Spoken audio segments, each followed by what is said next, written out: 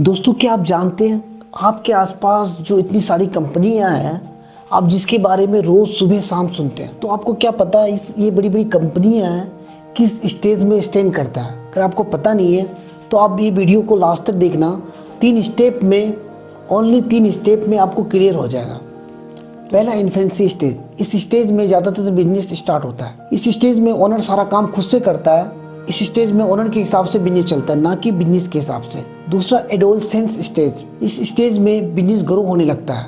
अब ओनर को लगता है कि भाई ये मेरे से संभलेगा नहीं, तो क्या करता है, वो किसी को हायर करता है या किसी को पार्टनर बना लेता है। तीसरा, मैच्योरिटी लेवल। ये बिजनेस का अल्टीमेट लेवल है।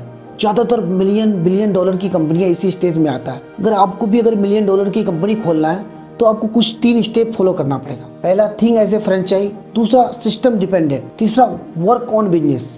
Think as a franchise.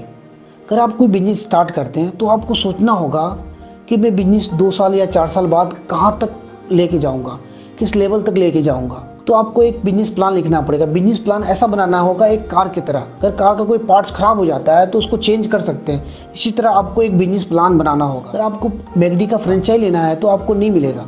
पहले आपको पूरी टीम और आपको एक ट्रेनिंग देगा। आपसे पूछेगा कि अगर आप मेरा फ्रेंचाइज लेते हो, कैसे आप इसको ख्याल रखोगे, कितनी बार सफाई करोगे, कौन सा ड्रेस पहनोगे, कोई कस्टमर आता है तो उससे कैसे डील करोगे, कैसे बात करोगे, फ्राइज को कितनी देर तेल में तलोगे, बर्गर कैसे बनाओगे। ये सारा कुछ आपको बताया जाता है, ट्रेनिंग दिया जाता है, जिसको मैकडोनाल्ड यूनिवर्सिटी ऑफ हैम्बर्गोलॉजी कहते हैं। तो ये जैसे बनाया है, आपको भी एक तरह बनाना पड़ेगा, एक ब्लूप्रिंट बनाना पड़ेगा, तभी आपका बिजनेस सक्सेस हो सकता है, तभी आप बिजनेस को बेच सकते हो। System dependent.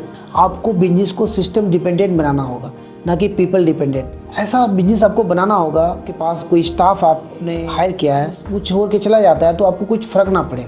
आपको एक प्लान लिख के रखना होगा कि सपोज मान के चलो आप पेस्ट्री शॉप चलाते हो, आपके पास कोई कारीगर है, पेस्ट्री बनाता है, तो आपको पेस्ट्री बनाने का एक मेथड लिखना पड़ेगा एक पेपर में कि कैसे कैसे बनता है। तो कोई दूसरा कारीगर आने के बाद आप उसको गाइड कर सकते हो कि इस तरह का बनाना है, तो लोगों को टेस्ट का असर ना पड़े। तो ये ज़रूरी है। Work on business. आपको बिजनेस एक ऐसा बनाना है, आप बिजनेस के लिए काम ना करो, बिजनेस आपके लिए काम करे और आपको रेवेन्यू दे।